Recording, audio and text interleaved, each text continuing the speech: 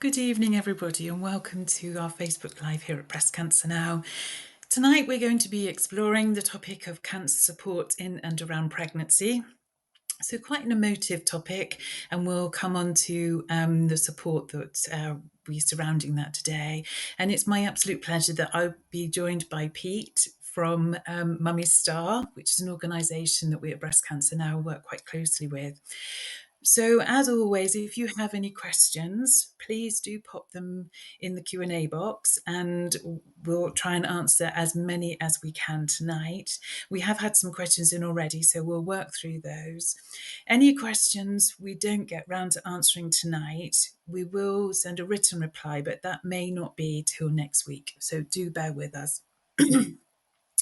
As I said, tonight is an emotive subject, so if anyone would like someone to speak to, we will be providing information throughout the live, but our helpline is open Monday to Friday, 9 till 4, and on a Saturday, 9 till 1. The number is 0808 800 6000. So you can ring us during those times, but you can also ring and leave a message, and one of the team will get back to you. If you prefer to leave a written message, then again, you can do that at Ask Our Nurse service. The information will be on the chat, and but please do contact us. There will be an evaluation form for tonight, and that's really important so that we know if there's any topics you'd like us to cover or anything you think we could do better or any areas for improvement, then please, you could always tell us if something went well as well. So do please get in touch and complete that evaluation form. We really appreciate it. We've got exciting news in that one of our colleagues, Sally Coombe, is joining Leanne Hainsby and Ben Aldist in an Instagram live tomorrow. That's at 7 o'clock and can be found on Leanne's Instagram account. Now, Leanne had a diagnosis of breast cancer, and so the session will be looking at diet, nutrition, and exercise following a diagnosis of breast cancer. And all three, Sally, Leanne, and Ben, are running the London Marathon on in April. So all the best for them, and it should be a really good session if you'd like to join in for that. Our next Facebook Live with us here at Breast Cancer Now is next Tuesday, the 5th of March, and that will be with Dr. Helen Wall, who's a GP. You may have seen her on BBC Breakfast News, and she'll be talking about family history and high-risk screening. So do look out for that. I'm sure that will be a great live. So it's now time for me to introduce Pete. It's a pleasure to have him with us. And hello, Pete. Good evening. Hi, Vic. You okay? I'm good, thank you. Pete, thank you so much for giving up your time and joining us tonight. We really appreciate it. Oh, it's my pleasure. Really good to join you. Oh, thank you.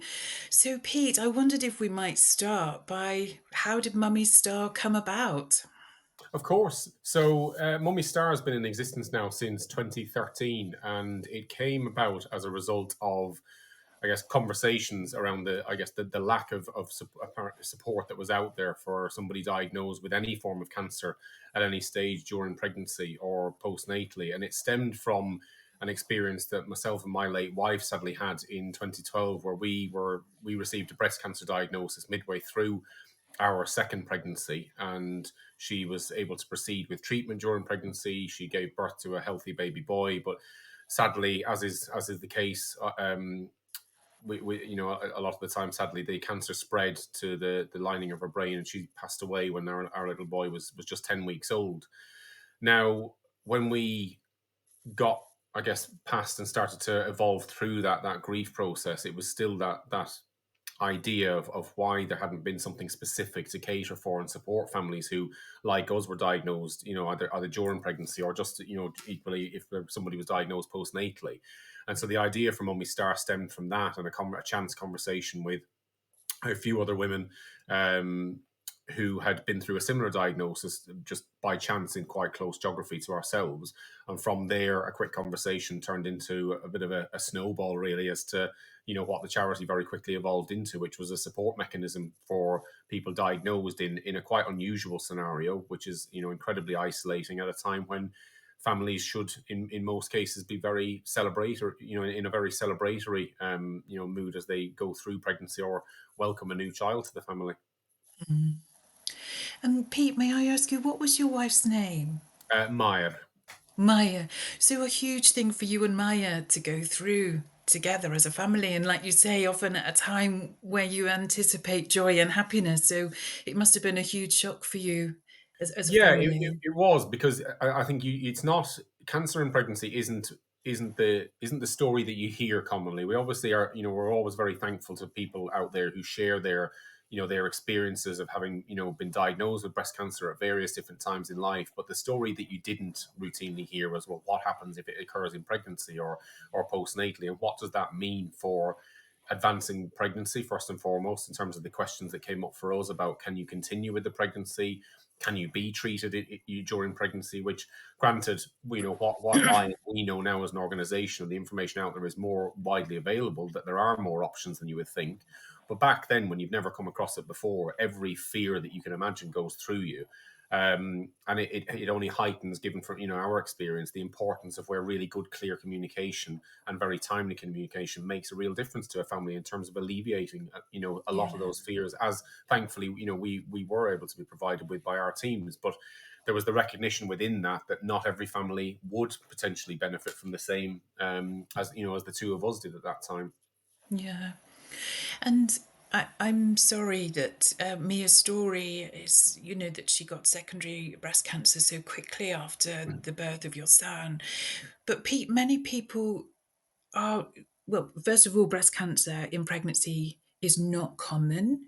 But many people who do have breast cancer during pregnancy and in a year after the birth can go on and have successful treatment. Is that what you find at your Yes, it is. mummy Yeah, store? I think on contrary to, I think, what even even now, after 10 years of doing this, the commonly held myth, I think, and misunderstanding in many people, both, and we discover this both with health professionals who haven't come across people in this situation as well, is that it is actually very common for people to have chemotherapy anywhere from the second trimester onwards. It's known that it doesn't have an adverse impact on baby's development from the second trimester forwards, because the placenta acts as a barrier to cytotoxic drugs. And likewise, some surgeries even are, some of the less invasive surgeries occur during pregnancy as well. Obviously, each case is going to be taken on its merits, depending on family history. Potential previous birth history could actually have more of an impact on how that birth unfolds, rather than the actual cancer diagnosis itself. But the main thing that we've learned over the years is that there is far more option in and around pregnancy, even when a cancer diagnosis does occur, than people routinely would imagine. Because I think the fear of cancer and what we hear about in terms of things like side effects and surgeries and what it does to somebody who's non-pregnant, and then we try and overlay that into a pregnancy setting. I think it's quite a natural instinctive response for us to say, well, why would that be possible during pregnancy? But the body is an amazing thing. I think the metabolism in the body while pregnant is working at a much faster rate. So whether that counteracts some of the side effects of some treatments at a faster rate, perhaps, than it does postnatally. But choice is the key word here, is that there are options and there are choices for people when they do receive a diagnosis. Absolutely. And Pete, we'll talk a little bit later about the support that Mummies Star offers, but I wondered if we might go to our first question. And that's from a lady called Karen. And Karen says, my 32-year-old daughter was diagnosed with breast cancer when she was 14 weeks pregnant with her first baby. Karen says she seems to be coping remarkably well, but Karen feels she's not. She's trying to be strong for her daughter and a partner, but inside she says she's in pieces. The baby's due in 4 weeks, and I just don't know how I will cope with the mix of emotions. It should be me going through this, not her. I think it's a conversation that we've heard before. I think, we have parents of women being diagnosed, get in touch with us quite regularly, and that fear and worry of how, I wish I could take this from them. Why are they going through this? At such an important, otherwise what should be an exciting time in life. I think the key thing with situations like this is where possible is normality. I think sometimes when people perceive somebody as coping well or not necessarily talking about their situation, or they seem to not really, be giving out much emotion. Sometimes it's a protection mechanism I think that people have, that they just want to be pragmatic. They've got dates and they've got milestones in their diary. They want to tuck their head down, crack on with treatment, and then they will reckon with that as in their own way. But obviously, I think as a parent looking in on your own child going through that, it's very, very difficult, because you are, even though you've obviously got that closeness, you are slightly more peripheral to the day to day that's going on in that house, and it can be really heartbreaking. And I say that from personal experience. It took me quite some time to realize the impact on my parents and my mum on watching her go through a diagnosis, whereas we got through it on a day-to-day basis. It just was what it was. And I think many people who've had a diagnosis themselves, they'll know that there is that point of the news comes to you. There is, I think, a natural process of catastrophizing that we all go through, no matter whether we're given, an idea of positive outcomes or otherwise. And then people start to go through the process of treatment. I think for that lady in particular, I think where we can encourage people to try and maintain some normality and try and draw themselves back to, yes, cancer has come into this at a time where you would never expect it to, but try not to lose sight of the fact that there actually is joy here. There is something to celebrate. There is this, and as many of our families refer to it as, that baby, despite cancer, is their silver lining. It gives them the go-to to try and get through that treatment, to really tuck their head down, focus on it, and look forward to the arrival of that baby. And it's, while it is more difficult too, I think, when you're not the person physically going through the treatment. I think if we can try and encourage somebody who is a prospective grandparent, is to try and draw the attention back to, your grandson or granddaughter is going to arrive soon, and you can and will be the grandparent that you're hoping to be and that you were excited to be. And the cancer is also going on over there, but it's not, if we try and not allow it to become the dominating factor in that birth. And I think the best way I can try and describe that is based on feedback we receive. When we get somebody new get in touch with us at Mummy Star, and they'll explain either they've recently given birth, or they're 22 weeks pregnant or 30 weeks pregnant. One of the first ways we ever greet people is to say, congratulations on the birth of your baby, or congratulations on the news of your pregnancy. And it's shockingly sad how many families feed back to us and actually say, do you know what? You're one of the first people that's actually said that to me in weeks, because everybody else around me has become so Right. consumed by my cancer news that they've actually forgotten what's really important in this. And I include, even family members can get embroiled in that and can get so focused. Your closest friends, brothers, sisters, um, can get so focused on, that we've heard the C word, and we think, actually, do you know what? No, what's important is the pregnancy, or is the arrival of that baby, or just as importantly as well is those families where sadly they experience the loss of a pregnancy, either directly as a result of that cancer diagnosis, or perhaps there's a loss that's incurred for any number of reasons. Is recognizing the loss is the focal point for that family, not the cancer diagnosis at that Yeah. moment in time. So it's meeting the family where they are at and trying to reflect back, their mindset, if you like. And if they're choosing to focus on the excitement of pregnancy and a growing bump, then let's try and match that, and try and, some of that will rub off on us. Yeah, that's such good advice, Pete. And I think, your insight from when you and Maya were experiencing that, it's so important, isn't it, that the joy of your pregnancy wasn't taken away. Yeah, I think where that stems from, I think that very often is shaped by the care that you receive yourself. I think if you've got a team around you, I think medically, I think that one of the most important things with cases like this is how that MDT care is shaped, in terms of that making sure there's this cohesive working between midwifery, obstetrics, oncology, so that they're all buying into the fact that this is a family who are pregnant, or who have a newborn first and foremost, who happen to also have cancer at the same time. And I think as soon as we focus on that, the person remains central. When we start to do it the other way around, where it's a cancer patient who happens to be pregnant, we start to shift the focus a little bit further away from birth choices, remembering that person is a new mom, and they are new parents, and that is where they're trying to focus their central attention. So I think good communication comes from all sides. It's friendship groups, it's family groups, it's those closest to you, but equally it stems from being spoken to as an individual at the point of care, and making sure that care is built around what your preferences were at the start. And Yeah. that it doesn't matter which discipline in health you come from. everybody has an equal part to play in that, to make sure that you're all singing from the same hymn sheet. Yeah, and not losing that positivity. Yeah, Absolutely. absolutely. So, Pete, you say that you hear from grandparents or new grandparents. So how might you support a grandparent? Would they phone you? Is it what's how do Yeah, they people get quite in quite touch? often it can come with different ways. It could be that initially the person who's been diagnosed doesn't immediately get in touch with us. It could actually be almost inadvertent referral comes through a parent, where they get in touch with us to say, my daughter has recently been diagnosed with, I don't know, with breast cancer at 32 weeks pregnant. Um, and again, it's almost like a repeated conversation from from the question that's come in, because it rings so regularly. She seems to be coping okay, but I think she's hiding it all, and it actually, what that is it's, I think it's the parent who's really struggling to see them go through it. But what they can do is, they can have one line of communication with a support worker who immediately responds to there. So we've got three support workers when we start covering nationwide coverage, and then myself as well. They've got one line of contact. If their daughter then subsequently does get into contact with us, they will have a separate contact with a different support worker. So they've both got a confidential, line of conversation, and the two would never cross over unless there was, something disclosed in the same regard as any safeguarding related conversation, unless it was something disclosed of serious concern. So they've both got a line of communication. They're both able to share their fears and worries as and when they do come up.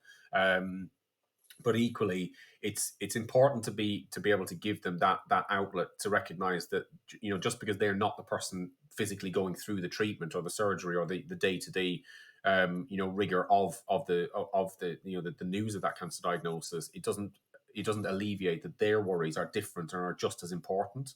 To make sure that it's acknowledging that, actually, as we know well, but we possibly forget about it when we actually are in the midst of a diagnosis as a family, is cancer has this concentric impact. It doesn't. It's the person at the center of it, obviously, and they're most important. But there is this impact that ripples out to the family about what can we do, how can we best support them, what do we surround people with kid gloves, do we go at somebody's pace and allow the person who's been diagnosed to dictate where they want support, rather than, if you forgive the phrase, rather than mollycoddling people. Because I think it's a natural instinct. I mean, I can only imagine it as a young parent, if one of my children were ever to be diagnosed themselves, and how I would respond as a parent, or how my wife would. But it's feedback. I think people think, with all the best intentions in the world, I think parents can really cocoon somebody. And actually, what's better, and we share this with families themselves, if they disclose that they're perhaps having difficulty managing those relationships, where they feel that parents are becoming a little bit too claustrophobic when they just sometimes need the space to be able to cope. You say, actually, if you set the boundaries, if you try and build a scaffolding around yourselves as a family about what's going to be best helpful for you, when that person comes through the door, whether it's your mother, whether it's your father, whether it's your friend, is have some tasks at hand that you actually think, "Do you know what? If somebody asks the question, what can I do to help?" Which, as a question to somebody with cancer, can actually be far less helpful than it sounds, because it's just so open ended. If you've got pre-designed tasks or things that would help, like, oh, actually, if you could pick up Annie from the nursery every Tuesday, because that's probably the day where I'm going to be most fatigued from my chemotherapy 2 days beforehand, that gives them a job and a task, and it gives somebody that sense of importance. Because, you know what, I'm doing something that's really going to help the situation. Because, again, you hear this in feedback, and I'm sure you guys must do this at breast cancer now as well, is so many people, they want to desperately help, but they're not sure where the boundary is set. So they come in and say, if there's anything I can do to help, please let me know. And you, as the person who's received a diagnosis, is thinking, right, well, I don't know how far to push that. If I ask this, will that be asking too much? Will they think I'm pushing it a little bit? If I don't ask enough, will that make me seem ungrateful? And so the person who's offering doesn't know what to offer. The person who's been diagnosed doesn't know what to ask for. And in the end, nobody ends up actually doing anything.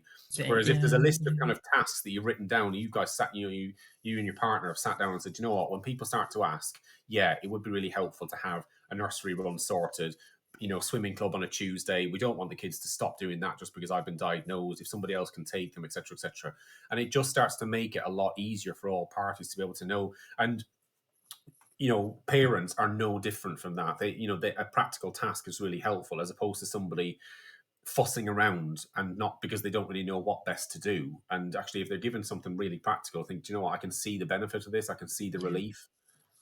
And what you're saying there, Pete, isn't it? It's about clear communication, being open and Yeah, honest. And the what you say about can I do anything to help? It's very wide, isn't it? So actually, that the tip that you get is write down the list of things is helpful for anyone maybe that's going through a cancer diagnosis, let alone in pregnancy or afterwards. So thank you for those tips. yeah, because Now, you don't want to ask somebody to be able to do something and then them have to turn around and say, actually, I'm not going to be able to manage that. And I think that's what yeah. helps managing those kind of expectations as well on both sides. Absolutely. Yeah, no, very much so. Very much so. No, Pete, we've had a question in from Jasmine. And Jasmine says, my daughter was born 6 months ago. She's our second child, and my husband and I feel very blessed to have her as I was diagnosed when I was pregnant. We always thought we'd have three children, and I know I might be overreacting, but I really don't know if this will be possible anymore.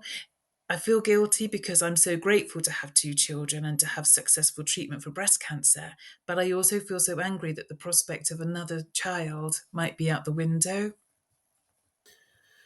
Yeah, it's.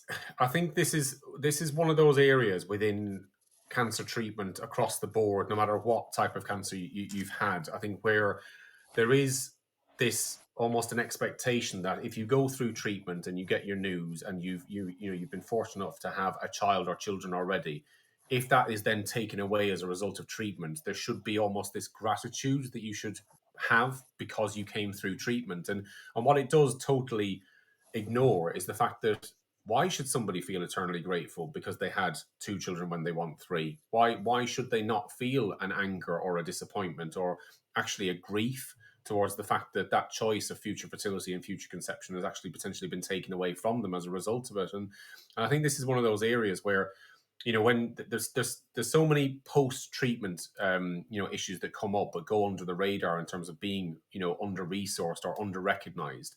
And it's really important that we, for families in this situation, when they're talking to support, services either like yourselves or like us, but even the clinicians around them, it's giving people the breathing space to say, I feel I should be in this really celebratory mood. I've been through my treatment. I've got through these milestones that I mapped out 9 months ago when you gave me my treatment plan, and now that it's all finished, I'm thinking, right, but there should be a next thing. There should be a next chapter, and that's now not there anymore. And so we talk about quite a lot when we talk about subjects like this. We talk about grieving whilst living, and it's not about the grief of a in terms of a bereavement setting of the death of a person from cancer or a child that perhaps a pregnancy or a baby that you lost in and around a cancer diagnosis, but it's the loss of future choice. And in this case, it's future conception and future fertility. What does that mean? Will I or won't I be able to do that? And what does that mean? And the other factor that comes up with this as well that we've been asked quite a few times, albeit we're not providing advice and support in a clinical setting, is if I try and get pregnant again, what risk am I posing myself? And therefore, if I do get pregnant and then my cancer comes back, I'm going to feel eternally guilty.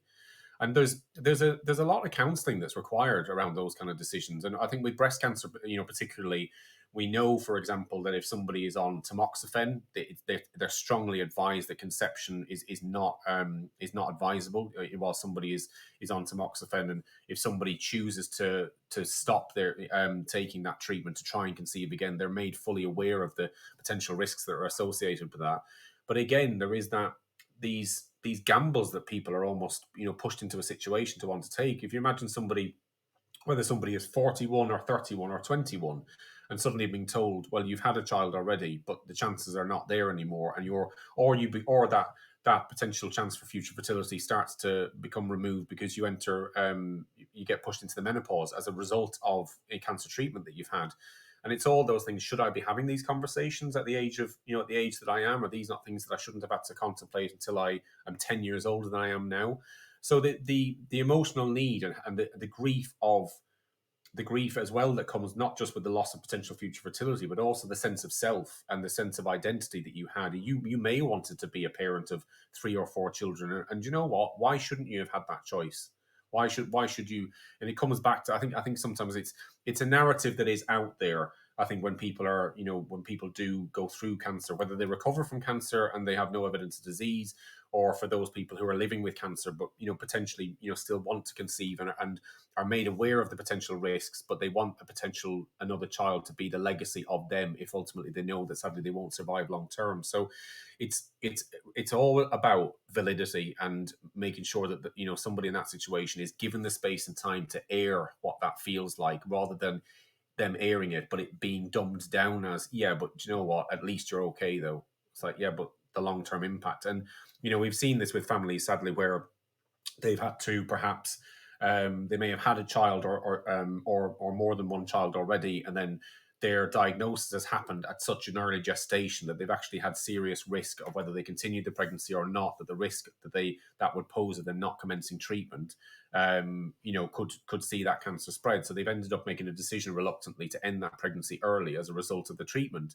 But then when they come through the treatment, their chance of future conception is gone. So there's a double grief then that happens between the loss of that pregnancy and whether we counsel people through it or not. People still do take a guilt on because they feel that they put themselves first, and it's how we support people through that, and then they come through the other side of it, and then actually there could be no choice of fertility, or they could have been a gene mutation and they've ended up having a radical hysterectomy as well as the breast cancer treatment that they've been through as well. So it's just really important that the people are given the the space and time to be able to air those feelings, and to hear that it's absolutely okay and quite right to have those feelings, rather than it being played down. Yeah, no, I agree, and I think taking your point, Pete, about tamoxifen, and I think what's encouraging, isn't it, that new research has shown, say for example the positive trial, that actually women can take a break from their hormone treatment to try for a pregnancy, and I think that's really more encouraging, isn't it, Yeah, for absolutely.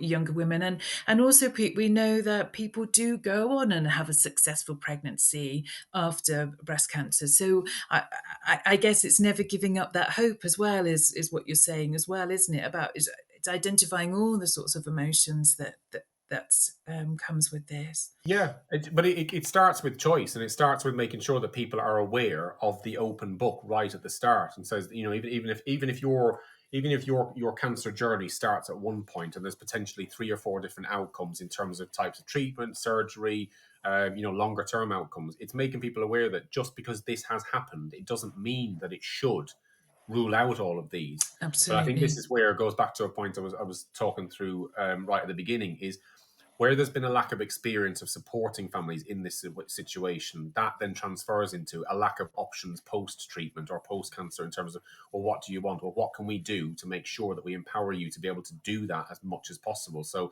if that is down to fertility, even it can be conversations that start with families about, I'm about to go through cancer treatment, so can I freeze my embryos now? And then when I come through the other side of treatment. But so often we hear from families where those conversations just didn't happen at the beginning. And then you're retrospectively trying to claw back options and think, actually, that's now a lot more difficult, whereas it shouldn't have been if we'd had a much wider picture of Yeah. cancer and pregnancy. And there's more research being done out there around cancer and fertility. There's a brilliant organization based in Belgium called INSIP, which they've been studying cancer and pregnancy per se, all cancers in pregnancy for a number of years now, where they hold an international cancer and pregnancy registry.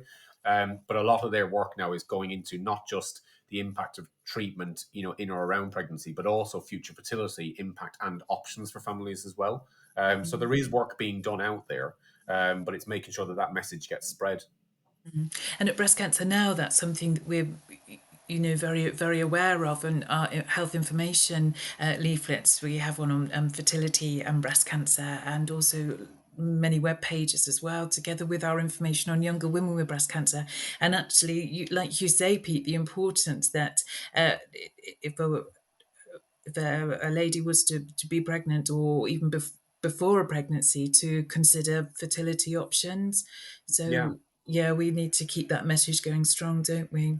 I mean, I think the information, Yeah. I think what you've just described there, that the information now is more accessible now than it ever has been. The information that you've just talked about there, for example, back in 2012, and I think this is the evolution of the cancer sector, full stop. Back in 2012, that information wasn't there. It wasn't freely available and visible. Whereas I think for yourselves as breast cancer now, and the combination of what were the previous entities that have become breast cancer now over the years, it just brings all that knowledge together in one place, and so it makes it far easier as the cancer patient to go to one port of call to find that information. Whereas back when we were diagnosed, and 10, 11 years ago seems like nothing in the grand scheme of things, but we got given a raft of information, and there was like 3 or 4 different breast cancer organizations in there, and you'd want to go to one and think, well, if I go to one, I better go to the other.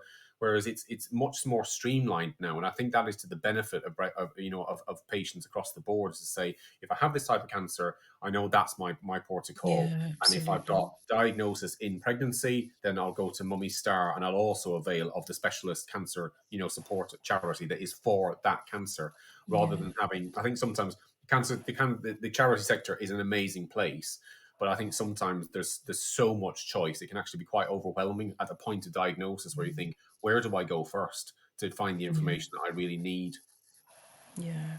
Well, we're very proud of Breast Cancer Now, of the work that we have done in being able to achieve that, to be the point of contact. So, Yeah. and working with yourself. So, Pete, we've had another question in. So this is from Isla.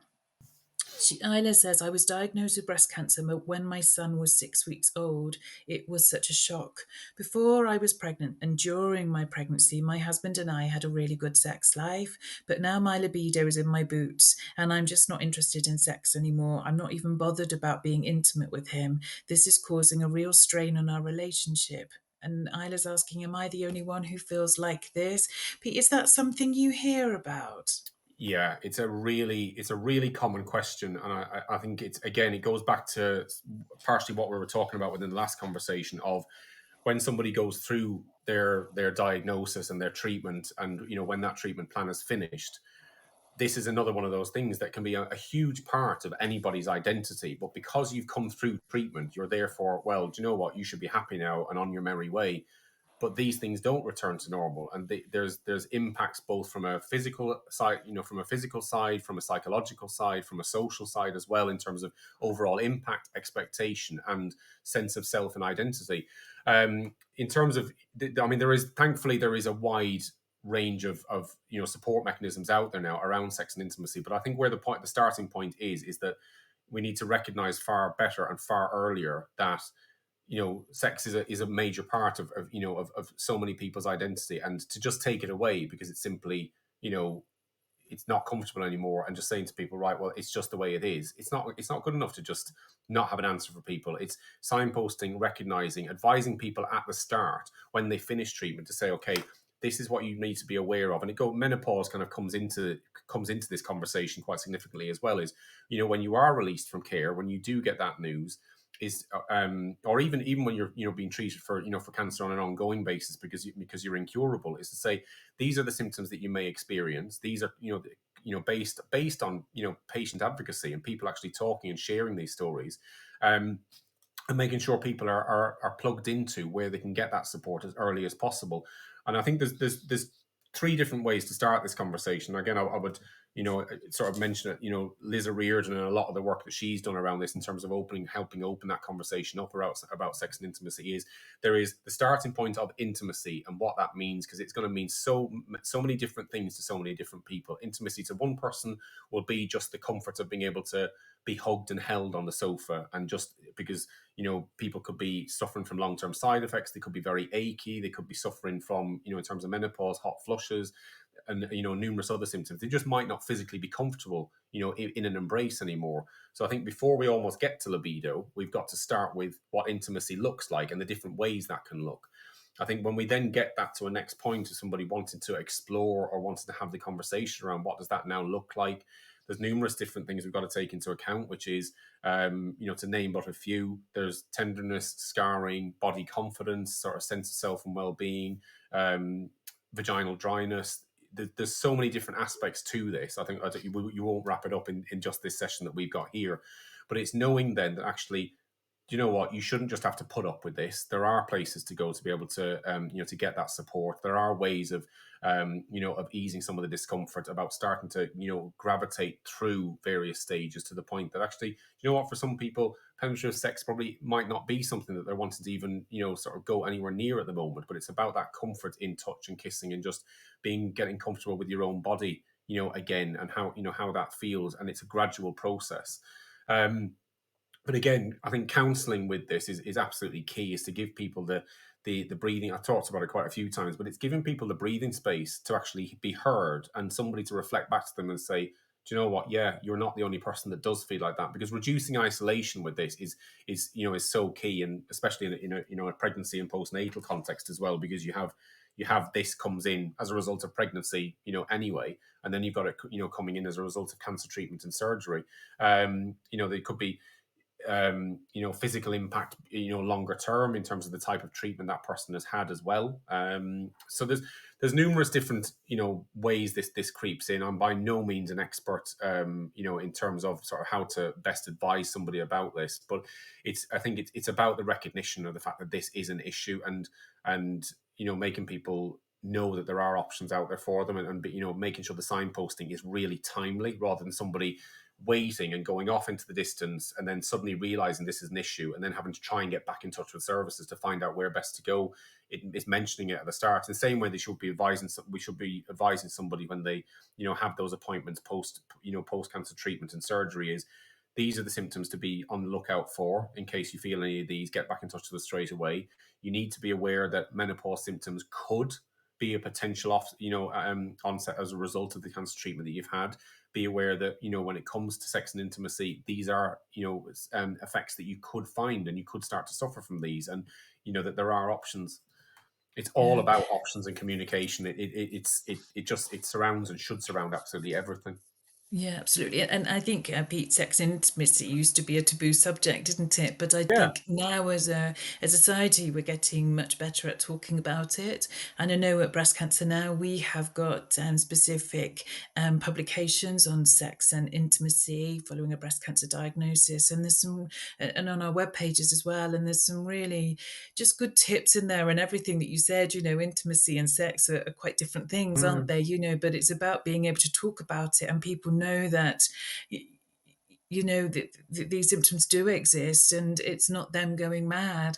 And absolutely. Pete, at our Younger Women Together events, we often have a session on relationships and intimacy, and it's not uncommon for ladies to say, women to say how they're feeling and how their relationships have changed, but it tends to be a positive experience with them being able to talk about it and share it. Yeah, And it doesn't mean to say it's the end of a relationship at all, does it? It just means that the relationship's changed. it has changed, and I think the other aspect to this as well is, I think sometimes people, they sense a fear of rejection from a partner because of body changes, surgery, scarring. Again, that sense of kind of self and identity. But what we've heard from from partners in discussion about this, around this subject as well, is actually sometimes it can be a fear of physically hurting somebody. Yeah. They start to retract and maybe aren't expressing intimacy towards their loved one in the way that they did prior to them having cancer, because they're afraid of hurting them with holding them too tight, or they don't want to treat somebody as if they are a brittle, somebody who's really brittle. And so again, communication is really, really key in that, to say, actually, no, this is comfortable for me, and this is comfortable for you. And the reassuring communication and talking about it starts with a conversation about what's comfortable for you is what's comfortable. Does that match what's comfortable for me? Do you have fears, and what are your fears as well? And where do we find the happy medium in the middle? For some people, yes, their sex intimacy for them will have changed fundamentally, and certain things won't be as comfortable or as pleasurable as they possibly were previously. But that doesn't mean that other things don't become pleasurable that actually previously weren't. And so Mm. there can be a mix. I think the advice around sex intimacy has changed so much over the years, and we were having a conversation last year about this as a team, where whoever, I think it was a conversation about using the advice around sort of perhaps using dilators post cancer treatment, and how whoever came up with the most medically looking instrument possible matched in with sex and intimacy clearly was not a woman, because they never would have designed it to look the way it does. But it was matched then with I can't remember the name off the top of my head now. Joe Devine, I think it was, who we were talking about how this should not be, like you just touched upon, a taboo subject, and we should really embrace it and say, actually, do you know what? This is something that everybody has a right to, and nobody should ever be told that you should just put up and cope. Yeah, absolutely. Yeah, yeah. Pete, we've just coming on to our last question. This is from Emma. And Emma says, I'm 24 weeks pregnant and was diagnosed with breast cancer 6 weeks ago. I have a family history of breast cancer, so in my mind, I always knew this could happen. I just wasn't expecting it when I was pregnant. I'd really like to breastfeed my baby. Will this be possible? And is that something that you hear about at Mummy's Star? Yeah, it's a really common question, and there's a variety of different answers to this. Obviously, depending on the type of cancer that somebody's diagnosed with, the grading, the gestation that they're diagnosed with, and the treatment life that it has as well. Depending on the type of treatment that somebody has during pregnancy, and again, I'm just to be clear, I'm not providing this from a clinical setting. It's more based on anecdotal evidence that we've seen and some of the advisors that we have at the charity. Depending on the type of if somebody has had treatment throughout pregnancy, it sometimes does limit the options that people have around either hand expressing postnatally, or whether they can actually commence breastfeeding at all. But it does depend on the lifespan of that drug in the system. So if somebody perhaps has had their final round of treatment perhaps 3 or 4 weeks prior to delivery, depending on it, like I know certainly platinum-based drugs, there can be a longer half-life in those, so there actually has to be a much bigger margin between potentially trying to commence feeding. But there can sadly be situations where the choice for breastfeeding is taken away because of ongoing treatment and its impact, because we know, even though it doesn't cross the placental barrier in terms of chemotherapy drugs, we know that it can pass into the milk supply in small doses. Now, this is where the advice starts to really differ that women routinely get given. Some women are told to categorically not try and feed postnatally at all. Some families are advised that they need to leave a bit of a breathing space, start to express, to make sure that the milk that was in the breast during pregnancy has left the body, and then they can start to feed baby with the newly produced milk. Other families, they actually might find it quite painful potentially after having had that treatment. There's so many different options with this, to be quite honest with you. But one of the pieces of advice that we learned recently is this: even in situations where, for example, somebody is not able to breastfeed, it doesn't mean that the milk loses its properties, both from a bonding perspective and also the benefits that it can have baby. So even if baby it's not advisable for baby to ingest that milk, for example, it doesn't prevent that person from expressing that milk, for example, and using that milk in baby's bathwater, because it would still have a positive impact Okay. dermatologically on baby in terms of building up the skin barriers as that, in the early weeks for that baby. So it shouldn't be wasted. And I think this is where, when we use phrases like pump and dump, it has connotations of wastage, whereas using expressed milk in a baby's bathwater, for example, actually has a really positive impact. And that was a real nugget of information that we Yeah, learned. isn't it? I hadn't heard of that before, Yeah. Pete. Where it's suddenly offered back, where so many women feel that they're losing that potential bond that they gain from breastfeeding physically at the breast to baby, that actually, if you know that you can do that and that is entirely safe, then you know that the baby is getting part of you again, and there is that, it promotes that connection both physically and cognitively, I think, for that mother as well. It changes again a little bit if somebody is diagnosed postnatally, where they already have been actively breastfeeding a baby, and actually the cancer diagnosis in many cases actually comes about as a result of somebody perhaps struggling to get a good supply, or they start to experience symptoms potentially being misdiagnosed initially as mastitis, or struggling to fit, or blocked milk duct, for example, are commonly misdiagnosed symptoms for breast cancer in pregnancy or postnatally. So they may have commenced treatment already, so they've already got a supply.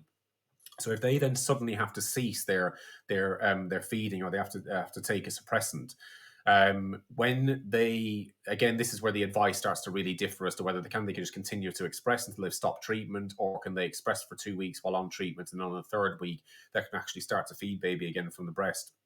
But that in itself can actually be quite traumatic for somebody to have baby on and off. They're getting fed by somebody else. They're getting bottle fed for a couple of weeks at a time, and then being able to be breastfed again. So it's one option, or sometimes in this situation creates an issue at the other end. But the point here is about empowering the person to be able to have the choice to say, do you know what, I'm aware of what you're outlining to me in terms of that there is some risk over here, but actually me as a new parent, I'm the benefit to me of the feeding and the bonding outweighs the risk. Some oncologists just don't want the breast tissue being kept active at all during ongoing treatment. It depends on the type of cancer. I think hormone receptive breast cancers, especially, I think because of the heightened activity in the breast, it isn't necessarily always advised that it's okay to continue. Other oncologists have a very, very open book policy on this, and they just think, you know what, what's best for mum and baby is best for me. So they actively encourage it. But one of the other issues that comes up with this is the anti-sickness meds that people can be routinely given. Some of them actually actively encourage lactation. So somebody can have to have ceased breastfeeding because of a diagnosis. They commence chemotherapy treatment. Their supply is stopped. They start taking anti-sickness meds to help support them post their chemotherapy, and all of a sudden their milk supply starts again, and then before long they become engorged. And the risk that then poses is they become engorged. There's a risk of mastitis. They get an infection. They start to have to take antibiotics. That can then delay chemotherapy. So we've got a real issue there about are we just issuing medication to people because that's what you normally give somebody who's having treatment, or are we looking at it and saying actually this is a postnatal person who this is actually going to have an adverse impact on them. So we need to look at different anti-sickness meds that more closely that don't encourage lactation, so that it doesn't cause that person, adverse trauma as well. Because you can only, I can only ever imagine, and I remember the trauma it caused Maya, learning that she actually wasn't, unfortunately, going to be able to breastfeed at all. Is you've had to hear that you can't feed, so then you cease, and you see your baby, going onto the bottle if that wasn't your preference.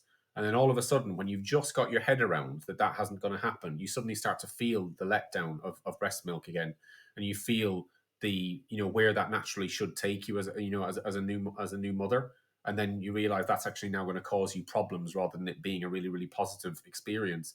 And we've got to be far more mindful about how we're framing and building that. That goes back to the joined up care planning around oncology and maternity and obstetrics, all having really closely tied conversations with each other to make sure that we're doing what is best for the cancer outcomes at the same time, rather than at the expense of maternity outcomes. Yeah, absolutely. And I know certainly, Pete, when I was in clinical practice, ladies that I supported that were pregnant, that the team, it was so important, the obstetric team and the oncology team. And I think really, Pete, from what you're saying tonight, it's the importance of really communicating well with your treatment team, isn't it? So that you understand why one option may be possible and why it may not be possible as well, so that you can fully understand it. And it's complicated, isn't it? But it's really important that the support is there from, like I say, both the oncology and obstetric teams. Yeah, I mean it's complex, and from the initial treatment plan that's laid out, perhaps for somebody at 17 weeks or at 20 weeks, it can change as the treatment goes on, depending on how that cancer is responding or not. But equally, it can change as a result of something that's going on with the pregnancy that's unrelated to the cancer diagnosis. But as long as there's an open conversation, people will always struggle with having choice taken away from them. But if the reasons and the rationale as to why those choices are changing is really clearly explained to somebody, it makes it far easier for somebody to reckon with that, rather than just, it's almost the difference between being explained to and being done to. And that's Yeah. kind of the nuance of difference in language that families have used, where they just felt that they were never told what was going to happen or why. They were just told it was happening, but they were never Mm. explained to why that was the best option for them. And even if it takes something away, like the child choice to breastfeed, or in our case, our ongoing treatment and the choice to induce us to give birth to our little boy, meant that we lost the choice to home birth.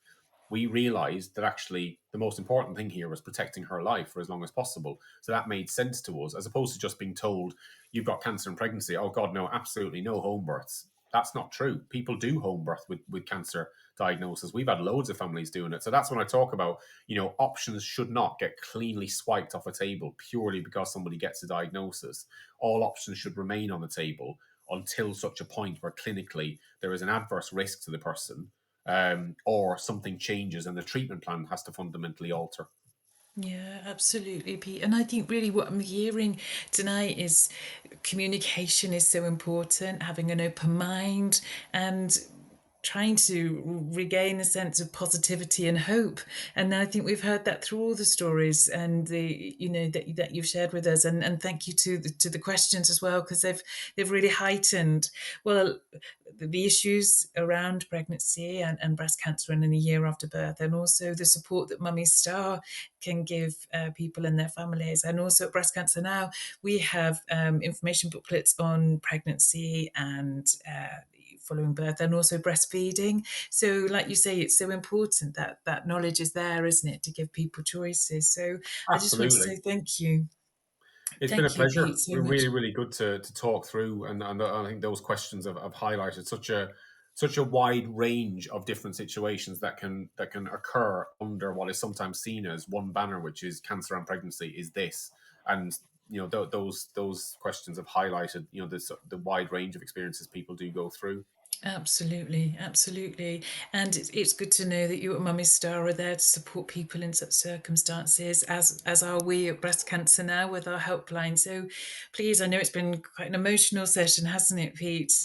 Talking about many issues regarding cancer and pregnancy, but please don't hesitate to ring us on the helpline, and then we can get in contact. So, thank you so much for tonight, Pete. My Really pleasure. appreciate that. And don't forget our Instagram Live tomorrow with Sally and the team there, the London Marathon. And don't hesitate to contact us on the helpline. And if you can complete an evaluation form, we'd really love to hear from you. So that's it from us for tonight. Thank you for joining us, and we hope to see you again soon. Bye for now.